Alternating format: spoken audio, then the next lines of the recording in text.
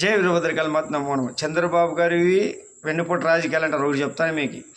లక్ష్మీపార్వతి గారు వచ్చి రామారావు నుంచి ఆ పదవి తీసుకొని ముఖ్యమంత్రి కావాలనుకుని ఆమె కుట్రలను భగ్నం చేయడానికి వాళ్ళు ఆ రోజు చేసిన పని అది.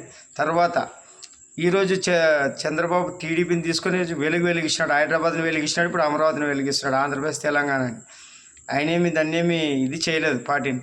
ఇప్పుడు అదే జగన్ గారు కాంగ్రెస్లో ఉండి కాంగ్రెస్ నుంచే పైకి ఎదిగి ఈరోజు కాంగ్రెస్కి వెన్నుపోటు పొడిచింది జగన్ గారు. తర్వాత తల్లి లాంటి పార్టీని కాంగ్రెస్ని. ఇది వెన్నుపోటు అంటే వాళ్ళ తల్లి నుంచి ఏడ సీటుకి పోయి ఎసరు వస్తుందో వాళ్ళ చెల్లి నుంచి వస్తుందని తన సొంత వాళ్ళని కూడా నమ్ముకుంటూ వెన్నుపోటు పొడిచినాడు. ఇది రామారావు గారు గుండెపోటు ఎందుకు వచ్చిందంటే ఆయనేమి అంత వీక్ గుండె కాదు.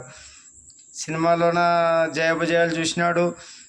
తర్వాత రాజకీయంలో వచ్చిందేమో పదవికి ఎసరు పెడితే ఎట్లా ఎదుర్కొన్నాడు. ఇవన్నీ ఆయనకు అలవాటు అయిపోయింది. పండిపోయినాడు ఆయన మానసికంగా సిద్ధంగా. కాకపోతే ఇంకా చెప్పకూడదు. ఆమె సంతానం కోసము అట్లాంటివన్నీ ట్యాబ్లెట్లు అట్లాంటివి అవి స్ట్రోక్ కారణం, కానీ చెప్పురు. ఎందుకంటే ఇంకా లాస్ట్లో ఆయన చేసిన చిన్న పొరపాటు ఏమంటే ఆమెను పెళ్లి చేసుకొని ఒక మచ్చ తెచ్చుకున్నాడు. మంచి జీవితం ఉండే ఆయన ఒక మచ్చ తెచ్చుకున్నాడు. అది ఎవరైనా కానీ ఎంత మహానుభావులైనా తప్పులే మనకి భవిష్యత్తులో అవన్నీ నిందలుగా ఒక మచ్చలాగా పడిపోతాయి. అదే ఆయన చేసింది. లక్ష్మీపాతం చేసుకుని ఆయన కొంచెం ఇది చేసుకున్నాడు రామారావు గారు. ఒక మచ్చ మాత్రం పడింది ఆయన జీవితంలో. జై వీరభద్రకాళి మాత నమో నమః. తెలుసుకోండి రా.